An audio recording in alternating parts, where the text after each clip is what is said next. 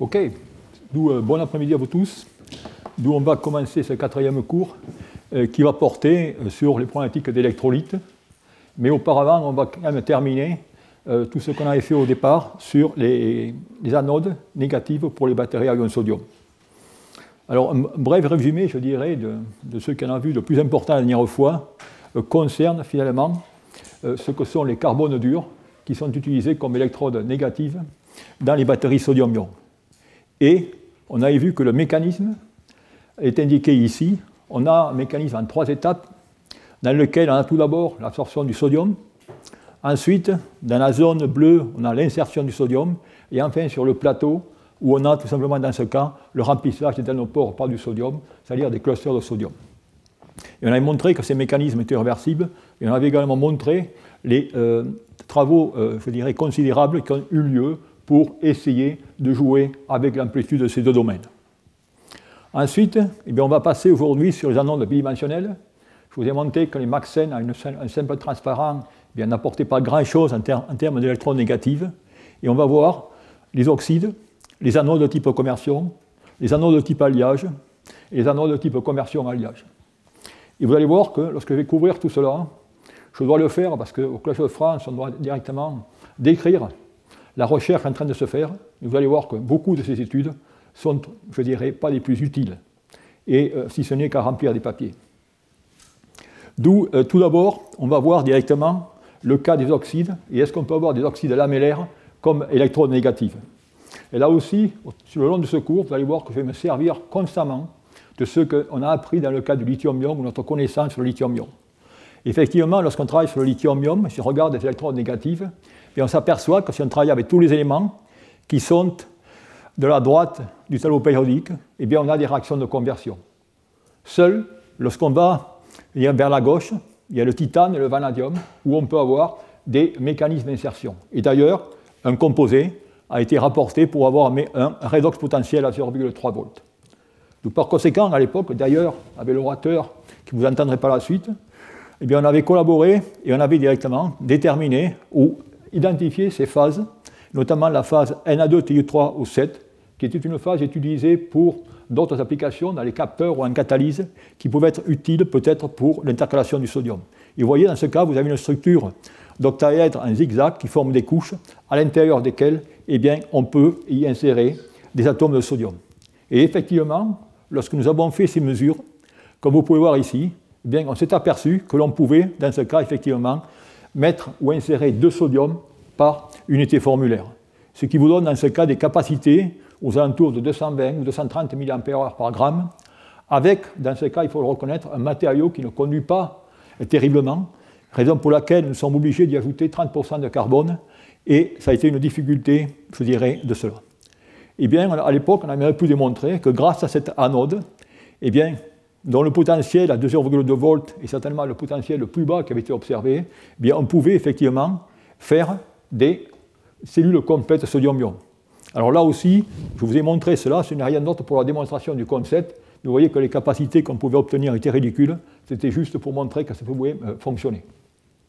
Alors bien sûr, lorsqu'il y a ces matériaux, d'autres chercheurs ont essayé de tirer davantage profit de ces matériaux en jouant, je dirais, sur l'aspect nanométrique ou l'aspect morphologie de ces matériaux. Et c'est ainsi qu'il y a eu des études qui ont été directement, je dirais, illustrées, comme illustré ici, dans lesquelles on va, dans ce cas, préparer des nanorubans de cette phase. Alors cela se fait eh bien, en dispersant du TiO2 dans une solution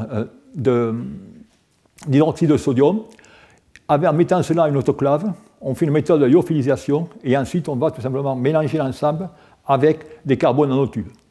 Pour obtenir ici, vous voyez, ces particules que l'on obtient par méthode hydrothermale sont des particules, je dirais, cette parallélépipède qui contiennent, vous voyez ici, plusieurs particules ou plusieurs monocristaux, comme vous le voyez très bien ici sur la diffraction électronique, de cette phase NTO.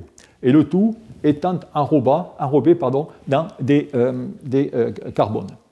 Et grâce à cela, eh bien, vous pouvez voir que les chercheurs ont obtenu, je dirais, des capacités ou une insertion relativement complète, et surtout, ils ont pu obtenir ces matériaux et les faire cycler avec des quantités relativement moindres de carbone, puisque le carbone maintenant est enrobé autour des particules avec des régimes de 20C. Ils ont pu obtenir une très bonne tenue en cyclage, mais surtout des capacités de 100 mA par gramme. Donc voilà directement ce qu'on peut faire au niveau, de nouveau, d'action sur la morphologie des particules de façon à améliorer ses propriétés.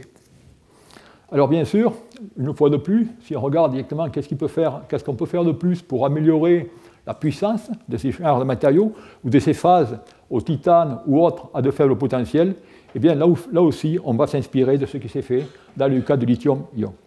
Et là, je voudrais vous ramener des études qui sont très importantes, qui ont eu lieu dans le cas du lithium, avec notamment des phases de type TI NB2O7. Alors pourquoi le nobium? Le nobium nous intéresse fortement car il a un redox qui peut directement avoir 2 électrons. C'est-à-dire qu'on peut avoir nobium plus 5 ou nobium plus 3, d'où on peut augmenter considérablement les capacités. Et dans ce cas, bien, vous avez la structure, qui sont les fameuses phases de Worsley, dans laquelle vous voyez ici le bloc RO3, et on peut, dans ces matériaux, vous voyez, obtenir des capacités allant jusqu'à 250, voire 300, 320. Et ça, eh bien, c'est très important, car c'est vraiment une alternative à le carbone ou le graphite qu'on utilise dans le cas des batteries à ion lithium pour des technologies de puissance. Et vous voyez ici les matériaux, des cellules complètes, 1850 ou autres, vous voyez SCIB, une matérique commercialisée sur ce principe, utilisant comme TiNB2O7 comme anode négative et NMC comme anode positive. Et aujourd'hui, je dirais, cet accumulateur ou cette batterie est certainement la batterie la plus concurrente du du sodium-ion en termes de puissance. Alors, je dirais, dans la même veine de recherche, des travaux sont faits également avec ces titanates, comme indiqué ici. Et en effet, vous voyez ici les premiers travaux qui ont été réalisés sur une phase Na2TI6O13, dont vous pouvez voir la structure qui se ressemble presque à celle qu'on a étudiée auparavant, dans lequel, dans ce cas, les chercheurs ont remplacé une partie du titane, ou très faible quantité d'ailleurs, 0,08 par du nobium, en jouant sur l'état de valence du nobium.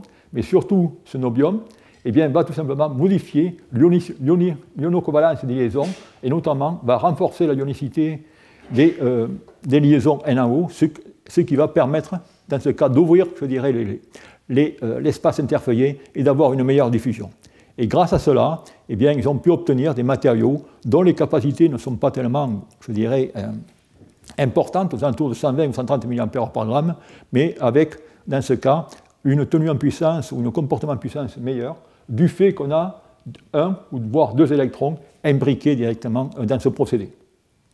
Et enfin, se rapprochant encore plus des travaux, eh bien, ce que je montrais auparavant sur les titanates de nobium, vous voyez ici une phase de la forme TI088, NB088 O4-X, qui a été préparée, je dirais, par une méthode de template à basse température pour obtenir une composite mésoporeuse, avec dans ce cas également de très bonnes performances en puissance.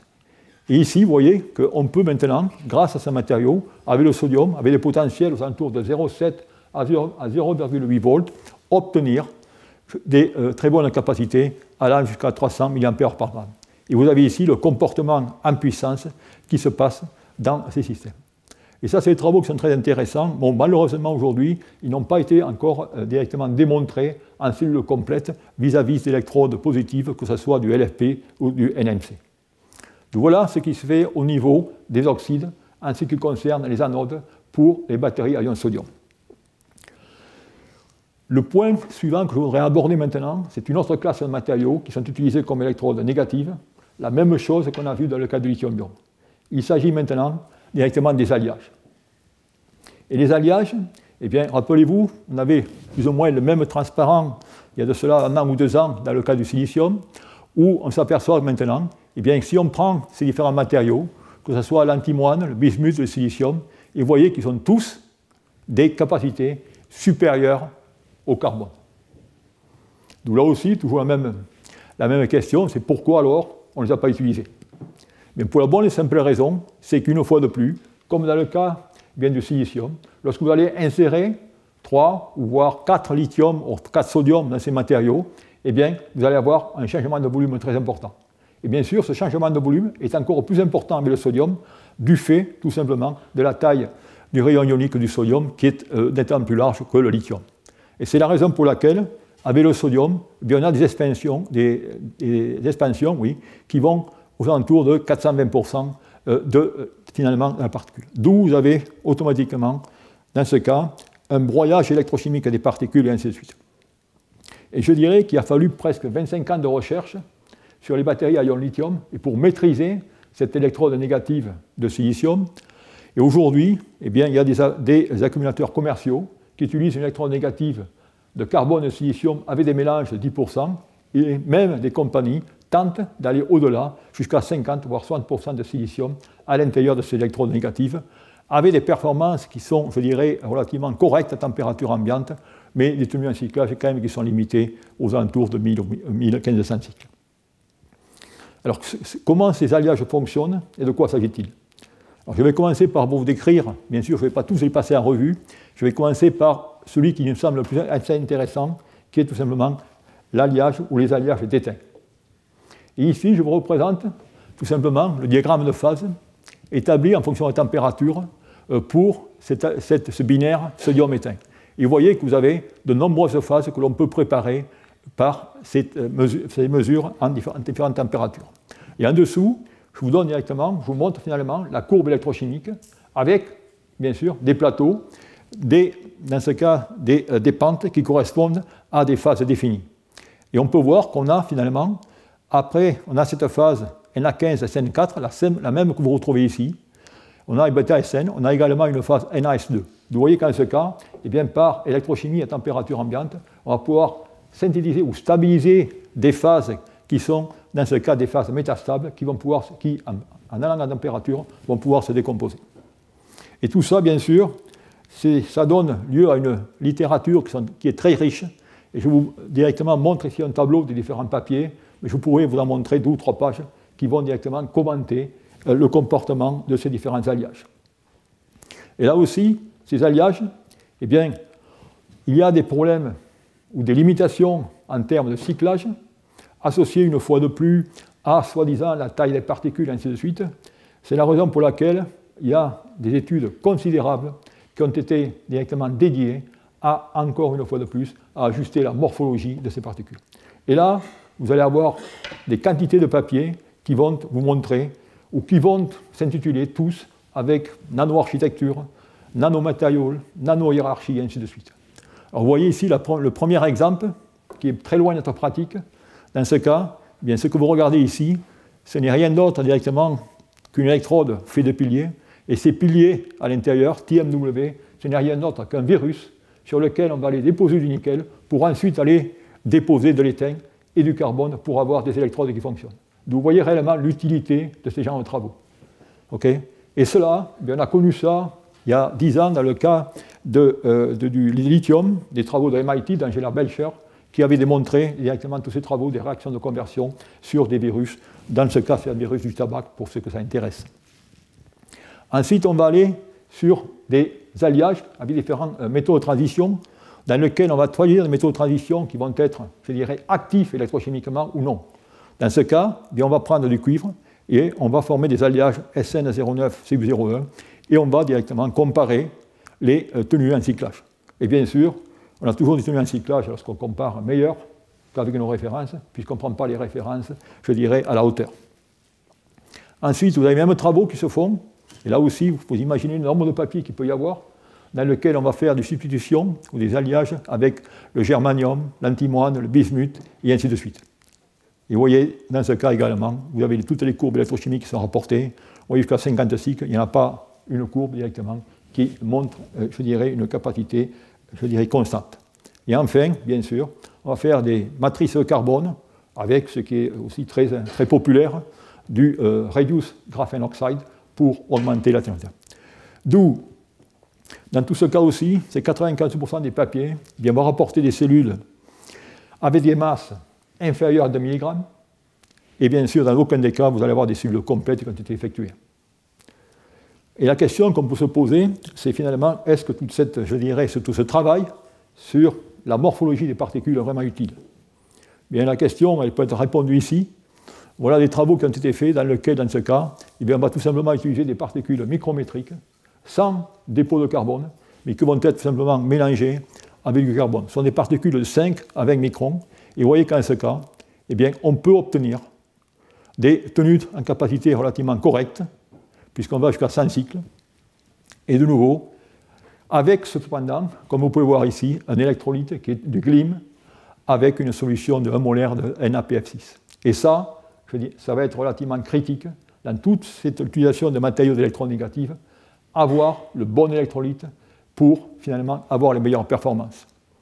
Et je vous montre finalement qu'avoir l'électrolyte est drastique, ou avoir le bon électrolyte est drastique sur les performances électrochimiques, où je vais vous montrer finalement le comportement, dans ce cas, d'une batterie complète, qui est tout simplement, va être basée comme électrode positive de NaVPF, de polyanionique, dont je l'ai mentionné dans les cours précédents, et de NaXSN comme électrode négative. Et vous voyez ici que selon directement, notamment dans le cas de l'étain, vous voyez que dans les électrolytes normaux, eh bien, j'ai une chute en capacité relativement normale, forte, et en présence de glam également. D'où à ce jour, si vous voulez, on est à la recherche d'électrolytes pouvant combiner des matériaux d'électrode positive à potentiel oxydant très élevé et avec l'étain comme électrode négative. Et je reviendrai sur ce point, certainement pas à la fin du cours, mais dans le prochain, la raison de tout cela et la science qui a derrière ces questions. Donc voilà ce qui se fait dans le cas de l'étain. On peut aller ensuite dans le cas de l'antimoine, ou dans ce cas, dans le cas de l'antimoine, c'est je dirais, un matériau relativement intéressant. Vous voyez que, intéressant par le fait que dans ce cas, vous voyez que la première décharge eh bien, va être différente des décharges dans des cycles suivants. Et cela va s'expliquer par des problèmes de transition de phase, où on va passer de phases cristallines à des phases amorphes, cristallines, avec des procédés pas totalement réversibles, du moins durant le premier cycle. Là aussi, c'est tout simplement des résultats quand même relativement intéressants, car là, il n'y a pas d'histoire d'ajuster la morphologie, vous avez tout simplement des particules de ce matériau. Et vous voyez que dans ce cas, là aussi, on peut obtenir, regardez la courbe en rouge, avec des régimes C sur 2, on peut obtenir des régimes des 160 cycles avec des capacités de 550 à 580 mAh par gramme. Mais notez une fois de plus, de nouveau, l'électrolyte qui a été, je dirais, amélioré, ou je peux dire confectionné, pour avoir des performances intéressantes. Et ici, eh bien, vous avez également ce matériau qui a une tenue en puissance, ou une performance en puissance, qui est relativement intéressante. Et on peut, dans ce cas, eh bien, également essayer de construire des cellules NVPF, SB carbone. Et vous avez des cellules ici, dans ce cas, qui sont des cellules, des cellules pile-bouton, dans lesquelles ce matériau a pu être cyclé jusqu'à 80 cycles. Et ce qui est intéressant, c'est qu'en ce cas, eh bien, on va utiliser des électrolytes plus ou moins classiques avec des carbonates. C'est-à-dire, on n'est pas obligé. Alors, dans le cas de l'antimoine, eh bien, il est beaucoup plus transparent à la nature des électrolytes. Donc voilà les types d'alliages que l'on peut faire. Et sur le graphe que je vous ai montré auparavant, je ne sais pas si vous avez vu, vous avez un composé ou un élément qui avait une capacité relativement importante, qui était le phosphore. Donc qu'est-ce qui se fait avec le phosphore et comment? Bien, le phosphore, d'abord, c'est intéressant de savoir qu'il y a 3 formes de phosphore. Il y a la forme blanche, la forme rouge et la forme noire, et c'est ces deux dernières qui sont les plus utilisées. Bon, la forme blanche est hautement toxique, raison pour laquelle on ne va pas l'utiliser. Par contre, vous voyez ici des capacités théoriques qui sont aux alentours de 2000-2600 mAh par gramme. Mais, malheureusement, bien là aussi, le phosphore a une très faible conductivité électronique. D'où, une fois de plus, on va encore aller dans le jeu de faire des particules, je dirais, hiérarchisées, et ainsi de suite. D'où ces travaux que je vous rapportais ici, dans lesquels, dans ce cas, eh bien, on va tout simplement, par des procédés, je dirais, de nucléation spécifique, créer des nanosphères creuses à coquilles poreuses pour directement utiliser ces matériaux comme électronégatifs. Et ici, vous avez tout simplement une sphère poreuse avec des trous, c'est une schématique bien sûr, mais ces trous proviennent de la façon dont ces phases sont préparées, notamment sous flux gazeux. Et vous voyez qu'on peut, dans ce cas, avec une fois de plus 30% de carbone pour apporter la conductivité électronique, obtenir, je dirais, des capacités de 2000 mAh par gramme, je dis, à 25 degrés, Et ensuite, on peut voir quelle est la performance en puissance, mais une fois de plus notée ici. Et j'ai essayé dans tout cet exposé d'ailleurs de rapporter systématiquement la masse de matériaux qu'on met à l'électrode négative pour montrer combien on est loin de la réalité. Okay. Ensuite, il y a une expérience que je trouve aussi très intéressante et qui montre un peu finalement l'esprit dans lequel toutes les recherches sont faites. Là, vous avez une expérience qui est, je dirais, sur un papier relativement intéressante. C'est une expérience dans laquelle on va, dans ce cas, maintenant tester ou essayer d'utiliser ce phosphore rouge, comme indiqué ici, en allant faire un dépôt à la surface de ce matériau. Et dans ce cas, eh bien, on va faire, si je peux dire, un procédé de déposition autocatalytique, qu'on appelle également un procédé électroless, où on va aller déposer. Mais ce qui est intéressant, vous voyez, c'est autocatalytique, on va utiliser du palladium. Et là aussi, il y a je vous ai montré 4 étapes, mais le procédé est autour de 6 à 7 étapes.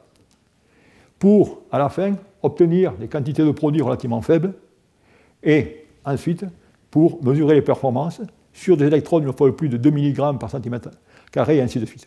Vous voyez, si vous voulez, la complexité qui se met ou qui se fait de façon à préparer ces différents types d'éléments chimiques, de poudre, pour faire des composites, afin d'avoir des performances relativement correctes sur des cellules, mais avec des quantités infimes de 1 à 2 mg.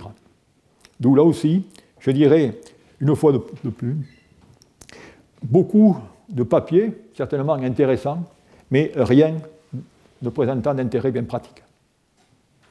Et alors ensuite, bien sûr, je pourrais encore continuer, puisque je dois faire finalement je dois balayer toute la littérature, ce qui se fait sur d'autres éléments. Et je vais vous ai montré ici un récapitulatif. Dans le cas, bien sûr, tous les éléments qui sont essayés. Alors le silicium, et ça, je dirais, peut-être d'un point de vue fondamental, c'est intéressant, il se comporte beaucoup moins bien avec le sodium qu'avec le lithium. Et là, ce serait intéressant d'aller comprendre le pourquoi de cela. Ensuite, vous avez, là aussi, encore des structures, je dirais, colonnaires, dans le cas du germanium, pour avoir une fois de plus, dans ce cas, meilleure conductivité électrique, mais également conductivité ionique, pour avoir l'électrolyte qui s'insère à l'intérieur de cette forêt je dirais, d'arbres, finalement, ou de piliers. Et enfin, vous avez le cas du bismuth, où là aussi, on peut avoir des comportements électrochimiques indiqués ici, avec une courbe, je dirais,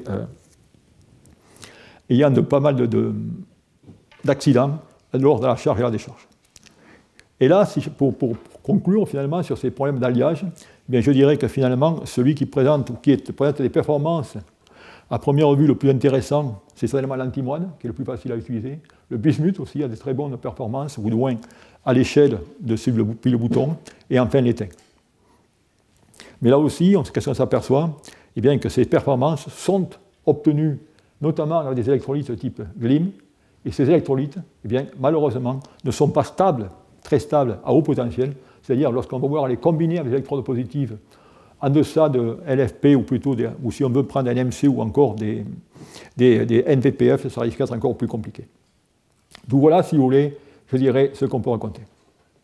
Alors maintenant, eh bien, je vais passer à l'autre point, je vais laisser les alliages, et pour passer aux batteries et aux réactions de conversion. Et là aussi, vous allez voir encore notre fiasco au niveau scientifique. Alors, là aussi, bien, je dois dire, on a été certainement malheureusement les premiers, en 2000, à démontrer ce nouveau schéma réactionnel. C'est-à-dire un schéma réactionnel dans lequel vous prenez un oxyde et vous faites une réduction électrochimique, vous pouvez le réduire au cobalt métallique ou à l'élément métallique. C'est-à-dire qu'en ce cas, vous pouvez utiliser 2, 3, voire 4 électrons. Il doit avoir des capacités, je dirais, formidables. Cependant, lorsque vous voyez la courbe électrochimique, vous apercevez qu'il y a une capacité irréversible qui est relativement large. Vous voyez que la première décharge et la seconde décharge sont différentes. Vous voyez également la polarisation, et ainsi de suite, l'efficacité, et ainsi de suite. C'est ce qui fait que, je dirais, malgré, je dirais, tous les espoirs qu'on a mis sur ces matériaux, après 25 ans, ils n'ont pas pu être utilisés, tout simplement, dans les batteries en lithium. Il y a certes, je dois noter, un intérêt récent pour les batteries tout solides, notamment les batteries lithium-soufre, dans lequel certains groupes, certains chercheurs, essaient d'utiliser des dichalcogénures de fer et d'autres métaux de transition comme électrodes positives et utiliser cette réaction de conversion pour générer du lithium-soufre. Alors la question qu'on peut se poser, c'est pourquoi ce papier qui finalement n'a pas servi à grand-chose a été cité 10 000 fois. Mais la raison, elle est simple. Elle vient de 2 points. C'est-à-dire qu'avec ces genres de réactions, eh bien, on peut faire toutes les sortes de matériaux, nanomatériaux, nano-architecture, ainsi de suite. Et si vous couplez ça, nano, avec de belles photos de microscopie, eh bien, vous avez accès à tous les journaux, malgré l'intérêt pratique quasi inexistant. Et c'est la raison pour laquelle eh bien, on va directement regarder ces systèmes. Eh bien, malheureusement, nous sommes en train de bégayer l'histoire, si je peux dire, où on repart dans la même démarche dans le cas des composés au sodium. Vous voyez ici la même réaction de conversion, et voilà directement tous les matériaux qui sont utilisés, et beaucoup d'autres que je n'ai pas mis ici. Et vous allez avoir des papiers systématiquement pour chacun d'entre eux. Alors, inutile de vous dire que je vais parler directement, balayer tous ces papiers, je vais vous donner un peu un aperçu de ce que vous allez trouver dans la littérature, qui, je dirais, au niveau comportement électrochimique, n'est pas des plus brillants. Alors, on retrouve les mêmes phases. Ces phases ont été publiées il y a une quinzaine d'années vis-à-vis du lithium. Vous les retrouvez vis-à-vis du sodium, avec dans ce cas des capacités qui sont relativement faibles d'ailleurs, pour un matériau dans lequel théoriquement vous devez réduire de 2,7 électrons. Dans le cas du dioxyde de cuivre, où là même on va aller faire tout simplement travailler sur la nanostructure du matériau pour avoir des capacités relativement plus importantes. On peut continuer avec les oxydes, CO3 ou 4, où là maintenant CO3 ou 4, eh bien, pour pallier à la fameuse irréversibilité dont je vous ai mentionné au départ, qui est relativement large, eh bien, on va faire une étape de présodiation. Ce qui fait qu'en ce cas, on pourra parier avec un électrode positif. Regardez MNO, là aussi, et ainsi de suite. Alors je vous mentionne ça pour les oxydes, mais l'avantage, si je peux dire, de ces réactions de conversion à l'époque, qu'on avait mis, je dirais, en avance, c'est qu'on peut faire ça pour les oxydes, on peut faire ça pour les sulfures, pour les sélénures, pour les nitrures, et même pour les hydrures. Vous avez, je dirais, une panoplie de matériaux, et je ne vais pas une fois de plus encore aller sur tout ce qui se fait. Je vous mentionne également, au niveau des phosphure de métaux de tradition, vous avez toutes les phases qui ont été balayées, avec bien sûr pour chacune des phases, un papier, et avec une performance certainement supérieure à la référence. Je pourrais en faire autant pour directement les nitrures, et ainsi de suite. Donc voilà, si vous voulez, où est-ce qu'on en est aujourd'hui à ces réactions de conversion, mais aucune de ces publications ne montre des résultats appréciables en matière de performance électrochimique. Alors maintenant, on peut continuer, et on peut, là, pour résumer le tout, on va directement essayer de profiter des réactions de conversion, plus des réactions d'alliage. Et là, théoriquement, on a un monde merveilleux. Et effectivement, sur le papier, on peut s'apercevoir que si on prend maintenant, on va cumuler la réaction, tout simplement, d'alliage plus la réaction de conversion, eh bien on peut avoir des densités gravimétriques ou volumétriques qui sont relativement importantes. Et qu'est-ce qui se passe dans ce cas? Eh bien, ce n'est pas compliqué, vous faites directement, vous écrivez les réactions. Vous avez la réaction de conversion de Sp2O3 avec 6 électrons pour donner 2 antimoines, qui vont tout simplement être alliés électrochimiquement par le sodium pour donner ça. Vous avez finalement 12 électrons pour Sp2O3, vous avez finalement une capacité de 1200 mAh par gramme, ce que vous trouvez à peu près ici, comme indiqué sur ce tableau. Donc voilà, si vous voulez, pourquoi eh bien, certains de ces matériaux, là aussi, ont été intéressants. Une fois de plus, vous allez voir que les réactions, il y a des irréversibilités conséquentes. Alors, pour essayer d'exploiter cela, eh bien, les chercheurs aussi ont préparé ces matériaux et essayé finalement de préparer des mélanges Sb2O3 antimoine. Et un exemple, je dirais, intéressant est indiqué ici, où les chercheurs sont partis d'un alliage Mg3Sb2 qui ont traité en présence d'acide tartrique pour obtenir cette microstructure dans laquelle vous avez en bleu bien la partie antimoine et à la surface, dû à une réaction d'oxydation du Sb2O3. Et là, eh bien, ils ont utilisé cette fameuse composite mésostructurée, comme vous pouvez l'appeler, pour étudier les comportements électrochimiques. D'où, qu'est-ce qu'on s'aperçoit? Vous allez voir par la suite, eh bien, on a tout simplement rien d'autre que les réactions indiquées auparavant, dans lesquelles on va tout simplement avoir, dans ce cas, tout d'abord, Sb2O3 qui va se transformer en antimoine, plus ensuite la réaction d'alliage, ou, je dirais, les deux concomitantes à cet état, et ainsi de suite. Et grâce à cela, eh bien, on a les courbes électrochimiques indiquées ici, Et voilà, ici, j'ai mentionné ici la première décharge. Et vous voyez qu'entre la première décharge et la deuxième décharge, vous avez 300 mAh par gramme de différence. Et là aussi, lorsque vous allez vouloir faire une cellule sodium-ion, il va falloir balancer la capacité d'électrode positive et électrode négative et compenser pour ces 300 mAh par gramme. Alors bien sûr, vous pouvez me dire, on va pouvoir faire directement des étapes de présodulation pour compenser cela. D'où, vous avez directement les performances électrochimiques d'une cellule complète avec Na3V2PO4 3 fois, avec ici cette capacité. Alors cette capacité, vous ne faites pas de soucis, c'est la capacité de la cellule, c'est la capacité reportée par la masse d'électrodes négatives, par celle de positive. D'où voilà, si vous voulez, ce qui se fait. Alors ensuite, eh bien, passer des oxydes au sulfure. Et là, ce que je voulais montrer, c'est là aussi les mêmes types de réactions, cumulant alliage plus réaction de conversion, dans lesquelles on va regarder maintenant une composite de sulfure d'étain et d'oxyde de graphène réduit. D'où cela est préparé par une réaction basse température en autoclave, et on obtient bien SNSE2, qui, lors de la décharge, vous voyez bien ce qui se passe, effectivement, on va dans ce cas, eh bien, avoir dans ce cas la réaction de conversion, vous voyez, on va former Na2S2, et ensuite on a la réaction d'alliage. D'où la courbe électrochimique, dans laquelle on est très loin quand même de la théorique, on est à 600 mA par gramme, avec une fois de plus, je dirais, une capacité irréversible de 150 mA par gramme. Voilà, et je pourrais ainsi continuer sur ces réactions, je dirais, cumulées de conversion et d'alliage. Et je terminerai sur ces exemples, où tout cela a bien été généralisé dans le cas des sulfures de bismuth, dans le cas des sulfures de germanium, et dans le cas des phosphures de germanium, où, là aussi, regardez de nouveau les aspects pratiques. Là, on est en train de faire une composite bismuthoire avec un polypyrrole. Dans ce cas, on est en train d'aller se creuser la tête à faire du GS2 avec des feuillets de 1,2 nanomètre. Et vous voyez tout simplement l'aspect pratique de tout ça. D'où, pour arriver à la conclusion de ces anodes, eh bien, si je peux essayer de dire qu'est-ce qu'actuellement il se fait, eh bien, là aussi, une fois de plus, pour essayer d'améliorer la puissance ou le comportement en puissance de ces matériaux, eh bien, si on regarde simplement l'équation ici, eh bien, on s'aperçoit que la tortuosité va être un point important, la porosité, ainsi que le coefficient d'une fusion intrinsèque. Donc, bien sûr, il va y avoir l'identification de nouveaux matériaux, mais une fois de plus, jouer avec, dans ce cas, la porosité et la tortuosité, et également jouer, comme vous pouvez voir ici, avec les différentes sortes d'alliages. Et vous voyez ici toutes ces fancy morphologies de sapins, d'étoiles, et ainsi de suite, pour créer vos matériaux d'électrons négatifs.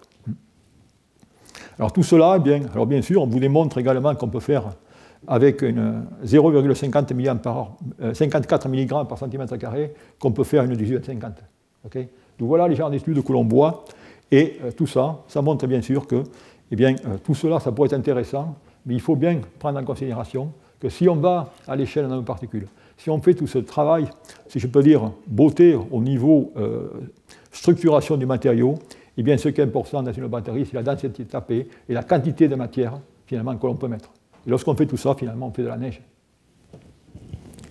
D'où, pour conclure, ce sera relativement simple, sur les électrodes négatives de carbone, eh bien, je vais encore une fois de plus me comparer à ce qui s'est passé dans le cas du lithium-ion. Vous voyez que dans le cas du lithium-ion, on a commencé en 1980, vous avez fait l'histoire il y a 2 ou 3 ans, avec les carbones mous.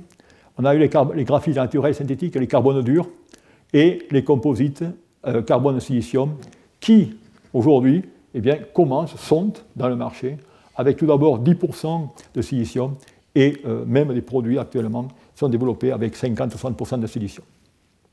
Bien, dans le cas, je dirais, de l'électrode négative du sodium-ion, vous ne cassez pas la tête, aujourd'hui, il y en a réellement une seule, c'est tout simplement les carbones durs.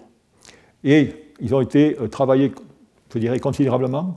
On a des carbones durs qui ont des capacités de 350 à 370 mA par gramme, et il y aura certainement un espoir, et on y arrivera, je pense, pour sûr, à développer des composites carbone éteints.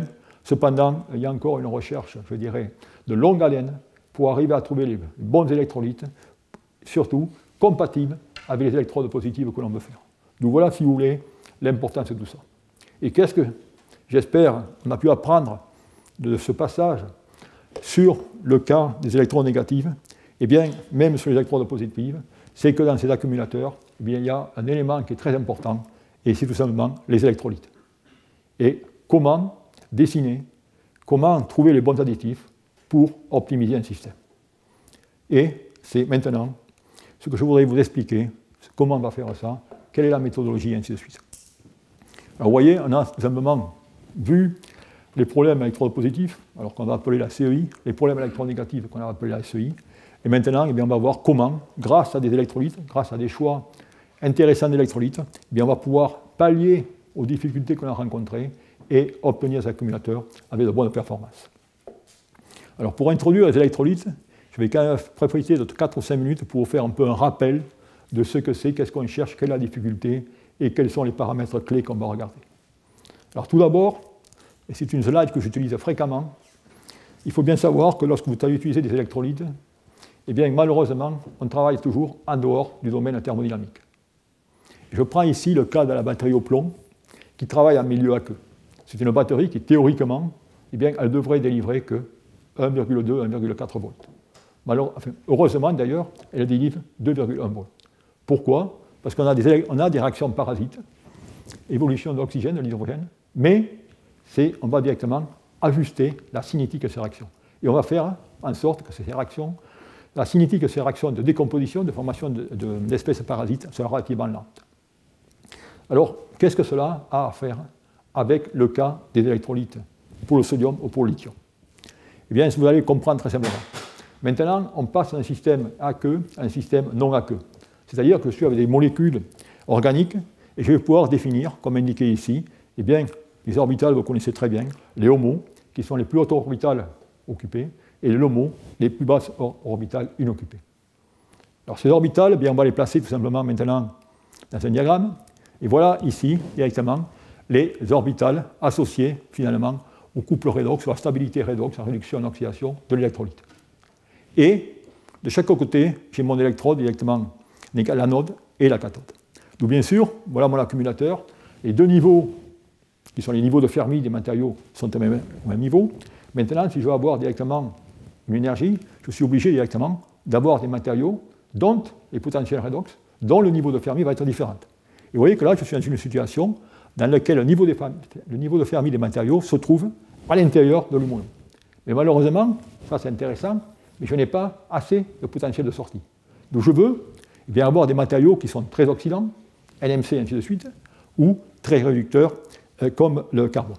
Et vous voyez qu'en ce cas, je suis en dehors des potentiels thermodynamiques. Donc qu'est-ce qui se passe? Eh bien, lorsque j'ai un matériau dont le niveau de Fermi va être supérieur à l'HUMO, je vais avoir dans ce cas une réduction, former une SEI, alors que dans d'autres cas, eh bien, je vais avoir une oxydation et j'aurais dû mettre ici CEI.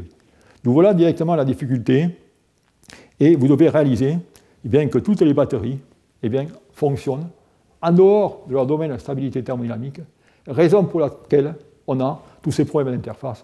Et les interfaces, c'est vraiment le cauchemar aux électrochimistes.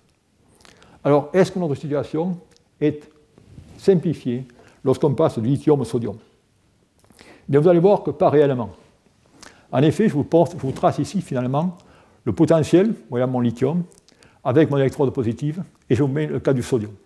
Et vous voyez qu'en ce cas, ce que j'avais montré au premier cours, eh bien, vous avez dans ce cas une différence de 300 millivolts. Bien, ça veut dire que définitivement, la réduction eh bien, à l'électrode négative sera moins sévère, mais, et on va le voir par la suite, il va y avoir des difficultés, puisque directement, l'acidité, si je peux dire, de Lewis du sodium est inférieure à celle du lithium. Vous allez avoir une solubilité des espèces secondaires qui va être différente, et ainsi de suite. Par contre, maintenant, lorsqu'on va directement à l'électropositive, vous voyez qu'en ce cas, je suis encore plus haut en potentiel, et dans le cas de NPPF, lorsqu'on est à 4,7 volts, et bien sûr, dans ce cas, vous allez avoir largement de dégazage. Tout ça, c'est un aspect à considérer. Ensuite, eh bien, ce genre de réactions de SEI ou CEI vont se former, vont générer des produits de décomposition. Et ces produits de décomposition, on peut les mettre ici en fonction, je dirais, de leur conductivité ionique. Et vous voyez, ce qui est intéressant, c'est que dans le cas eh bien, de la technologie à ion lithium, vous avez tous ces composés ici en gris, et dans le cas du sodium, vous avez les composés en bleu. Et qu'est-ce que vous notez? C'est que tous ces composés de décomposition, en termes de conduction ionique, eh bien, ont une conduction ionique moindre que les composés au lithium. Ça veut dire que le SEI que vous allez former, eh bien, le fait que le lithium doit directement passer à travers la SEI, le transfert de charge risque d'être compliqué. Tout ça, c'est des considérations qu'il va falloir avoir dans le cas des technologies sodium-ion. Alors ensuite, on peut se dire, mais bon, pourquoi toutes ces interfaces sont importantes? Eh bien, pourquoi elles sont importantes? Vous pouvez le voir ici, c'est qu'elles vont tout simplement influencer fortement les performances de la batterie, notamment la puissance, la durabilité, sa sécurité, sa cycle de vie, sa vie calendaire. D'où raison pour laquelle il faut travailler sur cette SEI, et c'est certainement, comme on le dit souvent, le phénomène le plus important dans les batteries, mais encore à ce jour, le plus mal compris, malgré toutes les techniques de caractérisation ou techniques analytiques qu'on a. D'où, il va falloir dans ce cas, bien trouver les bons solvants, les bons sels et les bons additifs. Et une fois de plus, malheureusement, on n'a pas du machine learning ou de l'intelligence artificielle. Il va falloir directement utiliser 28 ans d'expérience dans le cas du lithium-ion et voir ce qu'on a appris pour, du moins, avoir certaines directions. Mais attention, ne pas faire ça à l'aveuglette, car il va y avoir des différences, dont notamment, je vais mentionner l'acidité du sodium par rapport au lithium. Alors, si on va faire des électrolytes, eh bien, il y a quelques concepts de base que je voudrais également vous rappeler. Tout d'abord, relié à la conductivité ionique. La conductivité ionique d'un électrolyte il est donnée par la simple formule ici, sigma, dans laquelle vous avez NEI et mu de I. NEI, eh bien, ça va être tout simplement, dans ce cas, le nombre d'espèces en solution, c'est-à-dire la façon dont vous avez dissocié votre sel. Donc, par conséquent, ce nombre de dissociations, il va être relié à une constante qui est très importante dans le concept de nouveaux électrolytes, qui est la constante électrique. La constante électrique n'est rien d'autre que la force qui va tout simplement séparer les charges entre les différents ions. Et c'est elle qui va finalement régler, je dirais, la viscosité et ainsi de suite. Ensuite, eh bien, il y a un autre paramètre qui va être la mobilité. Cette mobilité, eh bien, elle va être directement donnée par la formule indiquée ici, dans laquelle deux valeurs sont très importantes, le rayon de Stokes, dont on a parlé lors du premier cours, et dont je vais revenir dans le transparent suivant, et la viscosité. Et vous voyez qu'en ce cas, eh bien, pour avoir finalement des molécules, des ions qui bougent rapidement, eh bien, on va avoir directement des viscosités ou des milieux faiblement visqueux. D'où on arrive à un dilemme dans le choix des électrolytes, que finalement, il y a très peu d'électrolytes qui vont présenter une constante électrique bien qui vont être élevée et une viscosité faible. Raison pour laquelle, dans la conception des électrolytes, vous ne verrez jamais un électrolyte, mais au moins deux électrolytes. Et on va l'avoir par la suite. Alors pour ce faire, eh bien, maintenant, vous avez finalement tous les éléments pour concevoir certains électrolytes, eh bien, c'est ce qu'on va faire. Alors voilà directement ce sur quoi on va travailler. Vous avez différents types d'électrolytes, différents types de solvants, différents types de sels. Et là, bien, le jeu, ça va être tout simplement de trouver la bonne combinaison. Et ça, d'ailleurs, c'est un travail qui date, je dirais, de 12 ou 15 ans, qu'on avait commencé avec Rosa, où on avait directement testé ces différents types d'électrolytes. Et ce que vous avez rapporté ici, c'est pour chacun d'entre eux, avec en noir la conductivité et en vert la viscosité. Et vous voyez que, dans ce cas, eh bien, si j'utilise le même solvant, mais je vais tout simplement avoir des valeurs différentes selon la nature du sel. Ensuite, ici, vous avez tout simplement les mêmes représentations, mais dans ce cas où on va utiliser le même sel et changer la nature des solvants. Et vous voyez là aussi le comportement bien, des composés, dans ce cas des carbonates linéaires DMC ou cycliques PC. Et vous voyez que dans ce cas, lorsque vous associez les deux, avec une meilleure harmonie de la viscosité et également de la conductivité. D'où tout cela, ça marche bien, mais il y a quand même une différence essentielle entre, une fois de plus, le lithium et le sodium. Ce sont ces fameux GLIM qui, dans le cas du lithium, eh bien, ont, je dirais, une solubilité qui est relativement faible comparée au sodium, et on va voir comment on peut s'en sortir. Alors la question qu'on peut se poser, quelles sont les implications de cette différence de conductivité ou de diffusion avec le lithium-ion et le sodium-ion? Eh bien, je vais essayer de résumer tout cela dans le transparent suivant, dans lequel, ici, je vous rapporte une fois de plus le rayon hydrodynamique du lithium par rapport au sodium. Et vous avez montré, pour expliquer pourquoi le premier cours, ce rayon vient de Stokes est plus important dans le cas du lithium que dans le cas du sodium. Et bien cela va bien sûr influencer la viscosité de votre électrolyte. Et vous le voyez très bien ici, que dans le cas avec le lithium, vous allez avoir une plus grande viscosité que dans le cas du sodium.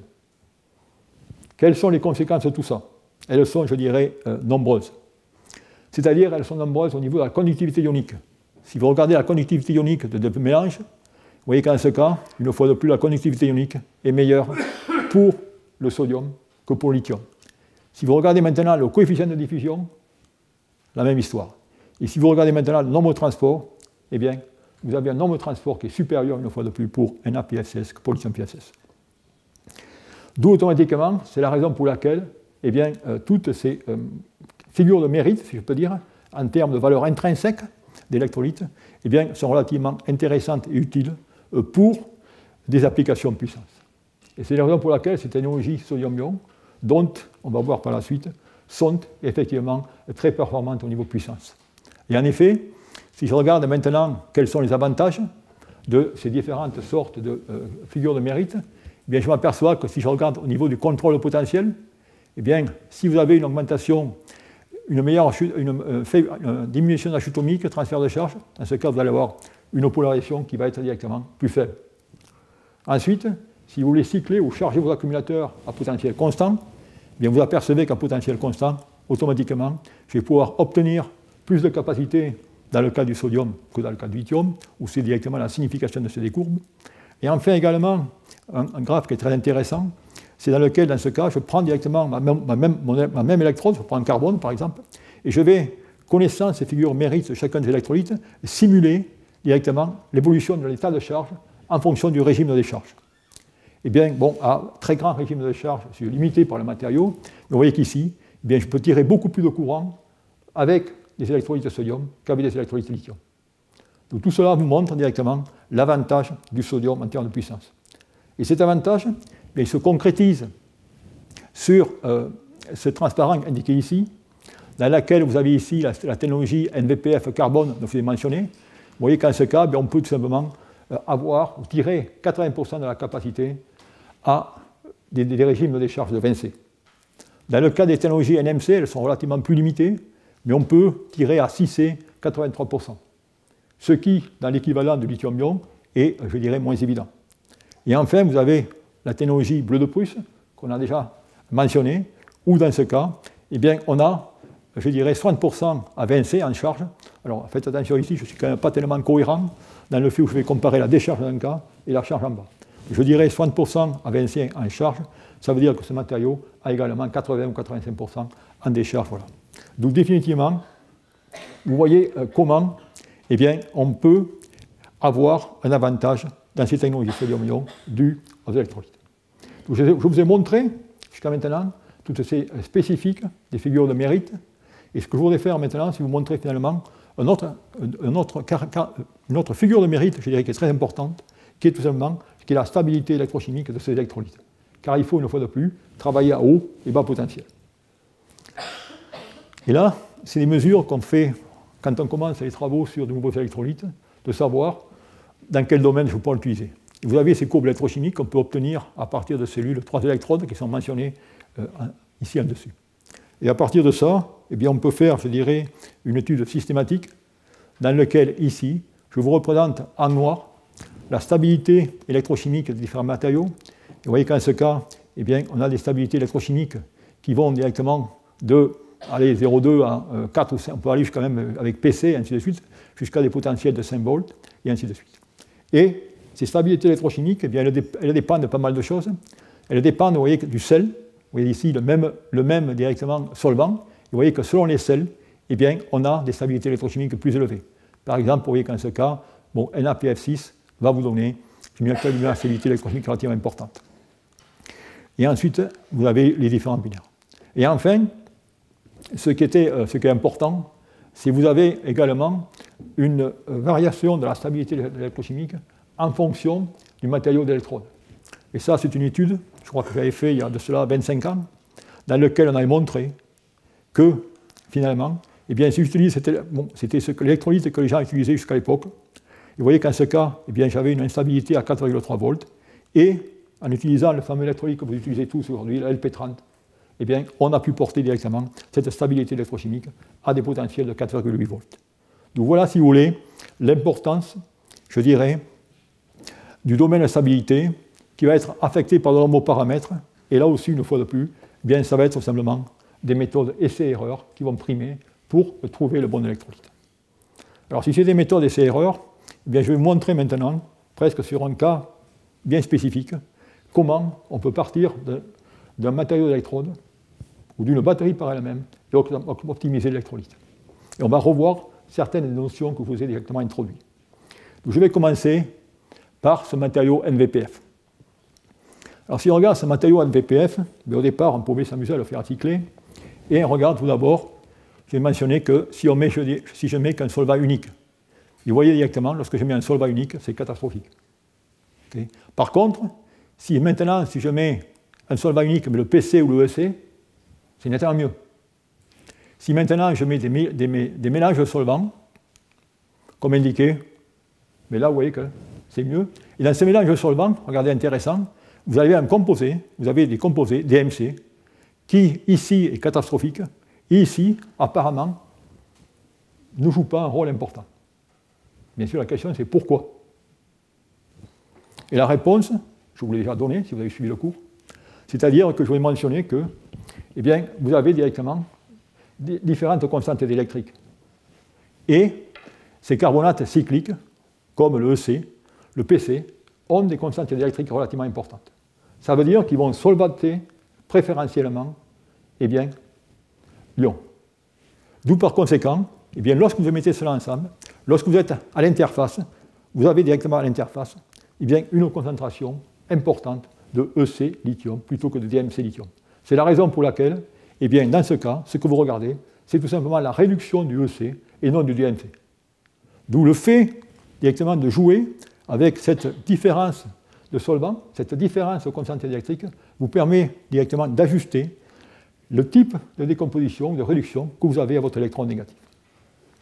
D'où, bien, en faisant cela, on a pu déjà déterminer différents types de solvants et, ayant des performances qui sont relativement intéressantes, la suite a été directement, peut-on généraliser cela et allons voir ce qui se passe, bien sûr, à haute température et basse température.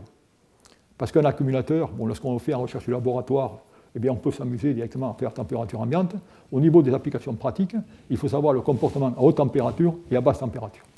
Et là, eh bien, à l'époque, on est allé voir directement ce qui se passe à 55 degrés, et on s'est aperçu qu'à 55 degrés, le comportement qui était, je dirais, magnifique à température ambiante, se dégradait fortement, et au point que, finalement, ces accumulateurs avaient une autodécharge gigantesque, si bien qu'après, je dirais, un mois, vous n'aviez plus du tout de la densité d'énergie au sein des accumulateurs. Donc, par conséquent, bien là, il y a définitivement un problème de performance, et la question, pourquoi, qu'est-ce qui se passe lorsqu'on va à 55 degrés C? Et pourquoi quelque chose qui peut fonctionner correctement peut être catastrophique à 55 degrés? Donc là, je vais encore revenir sur des concepts de base, en vous montrant directement que quels sont les avantages et quels sont les inconvénients d'aller à 55 degrés. Si je regarde, eh bien ici, notez que, bien sûr, comme avantage, j'ai une résistance interne plus basse, j'ai une plus haute mobilité, d'où je vais pouvoir avoir accès à plus de capacité, plus de densité d'énergie, d'où j'ai plus de densité d'énergie. Par contre, puisque j'ai une plus grande mobilité à haute température, automatiquement les ions vont boucher et l'autodécharge va être plus grande. Et puis, notez ici, malheureusement, lorsque je vais à haute température, rappelez-vous ce que je vous ai dit, c'est que ces réactions parasites sont des réactions cinétiques. C'est des réactions cinétiques qui sont augmentées, qui vont varier avec la température. Donc plus j'augmente la température, plus je vais avoir ces réactions, avec des problèmes de gaz et ainsi de suite. D'où par conséquent, eh bien, définitivement, c'est l'électrolyte qui contrôle la sécurité et les performances des cellules à différentes températures. Et qu'est-ce qui se passe? Eh bien, c'est que lorsqu'on va augmenter la température, comme je l'ai mentionné ici, eh bien, il va y avoir, dans ce cas, des réactions parasites, que ce soit au niveau de l'électrode positive, que ce soit au niveau de l'électrode négative et qui vont être exacerbées, plus à haute température, vous allez également avoir des problèmes de solubilité de certains éléments de votre matériau d'électrode positive En l'occurrence, si vous utilisez NVPF, ça sera le vanadium. Donc voilà, si vous voulez, l'ensemble des difficultés que vous allez rencontrer. Alors la question, bien sûr, c'est finalement, eh bien, il y a nécessité de comprendre tout cela et de revenir à du fondamental et voir finalement les électrolytes qu'on a proposés, notamment à base de DMC, pourquoi finalement ils n'étaient pas corrects. Alors pour ce faire, eh bien, on va revenir à des techniques, je dirais, relativement simples de laboratoire, dans lesquelles on va essayer de tester, de voir ce qui se passe à l'intérieur de ces accumulateurs. Et pour ce faire, eh bien, comme vous le pouvez voir ici, on va prendre des cellules 4 ou 5 électrodes, dans lesquelles on va tout simplement cycler notre accumulateur, et on va s'arrêter à ces différents potentiels indiqués ici pour faire directement de la cyclovoltammétrie. Et vous voyez que si je fais cela dans le cas d'un seul électrolyte, notamment d'un carbonate cyclique, qui est le carbonate éthylène, vous apercevez qu'en ce cas, eh bien, j'ai tout d'abord une réversibilité, mais qui est relativement pas énorme, et je n'aperçois aucun pic en cyclovoltammétrie. Ça veut dire qu'a priori, eh bien, mon électrolyte est relativement stable. Si je fais, dans le cas du DMC, qui est ce carbonate qui est non linéaire, dont la formule est indiquée ici, vous voyez directement ici l'irréversibilité qui est gigantesque. Et maintenant, lorsque je fais la même expérience où je regarde en cyclovoltammétrie ce que j'observe, eh bien, vous apercevez que maintenant, j'ai deux activités à des potentiels différents. Ces activités, eh bien, elles correspondent tout simplement à la formation de sodium méthoxy, de sodium alkylcarbonate, qui proviennent tout simplement d'une coupure de la liaison du groupe carbonyle dans chacun d'un côté droit ou du côté gauche pour me donner ces deux espèces. Tout cela, clairement, montre que dans le cas directement de ces systèmes, eh bien, le DMC n'est pas recommandé. D'où la question était finalement, est-ce qu'on peut changer le DMC ou trouver d'autres additifs pour compenser ou limiter ces réactions. Alors là aussi, lorsque vous voulez compenser ces réactions, vous êtes obligé de trouver de nouveaux additifs, et la question c'est comment choisir ces nouveaux additifs. Et là aussi, je vous montrerai une fois de plus, finalement, qu'est-ce qu'on essaie d'accomplir lorsqu'on va ajouter des additifs. Bien, je remontre ce diagramme thermodynamique, comme indiqué ici, dans lequel vous retrouvez tout ce que j'ai montré auparavant, et maintenant, eh bien, je veux contrôler la nature de ma SEI. C'est-à-dire que je vais être obligé de mettre des additifs qui vont, si je peux dire, se décomposer avant ces extrêmes. Car je vais mettre une quantité limitée qui va se décomposer pour aller créer consciemment ma SEI. C'est-à-dire qu'en ce cas, eh bien, je veux tout simplement des molécules dont les HOMO et LUMO vont se trouver directement entre ces deux barrières de mon électrolyte principal. Alors cela, bien sûr, on peut le faire, et on a fait ça pendant 20 ans dans le cas des batteries en lithium. On a une idée de ces différents additifs, mais on peut également se servir, je dirais, de calcul de dynamique moléculaire pour avoir une idée des domaines potentiels de ces différents additifs. Et vous avez ici des calculs qui ont été faits avec le groupe de Mathieu Salan à Paris, dans lequel, vous voyez, vous avez un additif ici, qui est ODFB, qui est sodium oxodifluoroborate. Et cet additif se trouve également tombé, je dirais, dans ce domaine.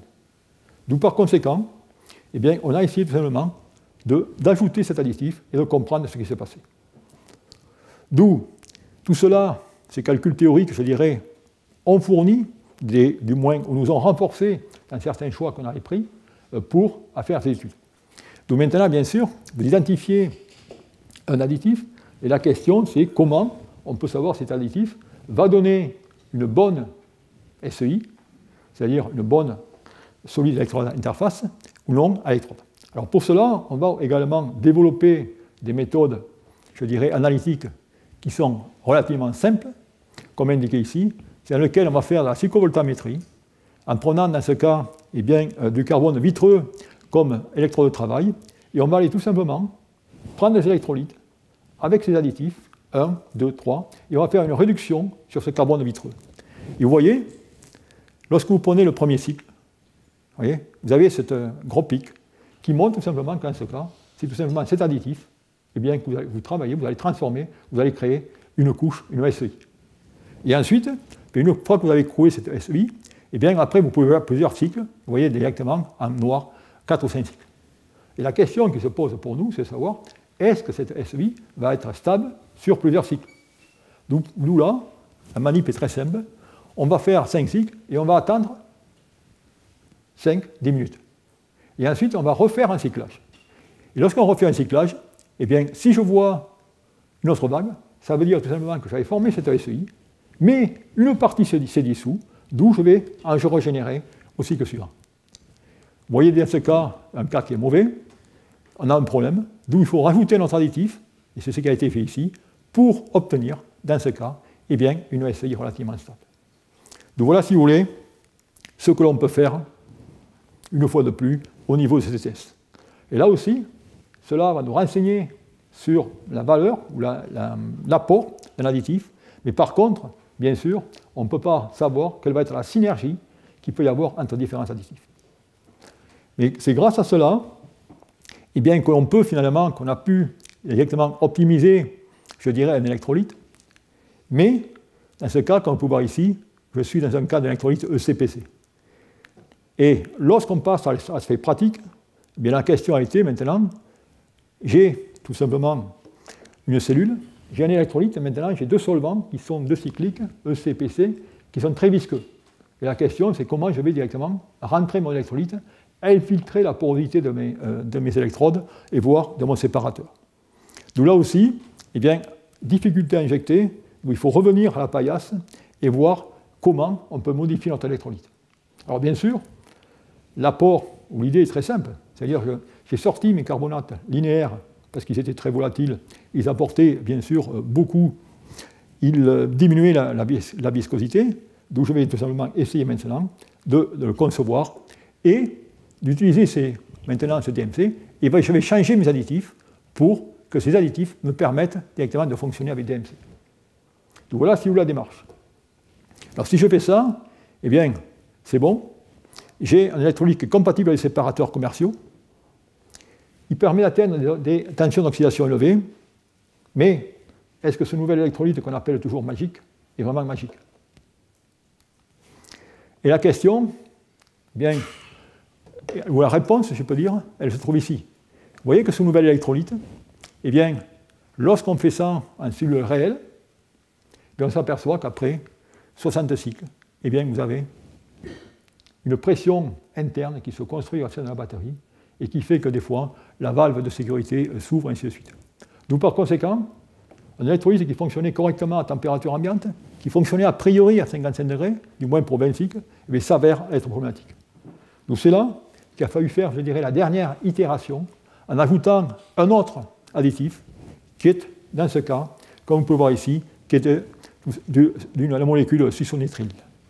Et cette molécule, eh bien, elle a été ajoutée, une fois de plus, par la connaissance, je dirais, du travail dans le cas du lithium-ion, où un tel composé eh bien, avait été utilisé, qui se décomposait à l'électrode positive et qui allait, dans ce cas, eh bien, maîtriser la CEI à l'électrode positive. Et c'est grâce à cela eh bien, qu'on a pu, finalement, développer cet électrolyte dont les différents composants sont indiqués ici, et, je dirais, obtenir, dans ce cas, eh bien, des cellules qui fonctionnent à relativement potentiel, car cet additif, eh bien, combiné avec le VC, il y a une synergie entre la double liaison de VC et la triple liaison de SN, qui permet d'avoir des réactions de polymérisation radicalaires se faisant à haute température et conduisant à cette couche nanométrique, je dirais, de polymère.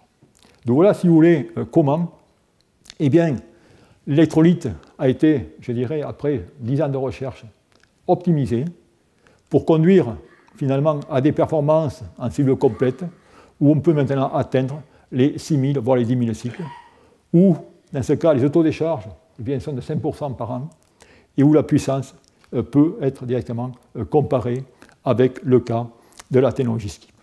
Et cela, comme je vous l'avais donné au premier cours, a directement construit ou conduit à la développement de cette compagnie Tiamat. Donc voilà, si vous voulez, l'histoire que je vous ai fait pour, je dirais, la technologie NVPF carbone. Malheureusement, cette histoire, on ne peut pas la transplanter aveuglément, tout, ou à une autre matériau d'électrode. C'est-à-dire que si je vais, on va le voir par la suite, si je vais aller sur des composés lamellaires, si je vais aller sur les Prussian Blue, il va encore falloir ajuster l'électrolyte avec de nouvelles innovations. Et je vais, si le temps... Ah oui, non. J'ai été long aujourd'hui. OK. D'où je pense que je vais m'arrêter là, puisque sinon je vais vous tenir encore pendant une demi-heure, je crois. Dans ce cas, pour, effectivement, vous allez voir que dans le cours suivant, on va revenir sur le problème d'électrolyte à l'état liquide, et ensuite on passera à l'état solide. Okay. Mais chaque système par lui-même va demander des applications. Voilà, merci beaucoup. Oui.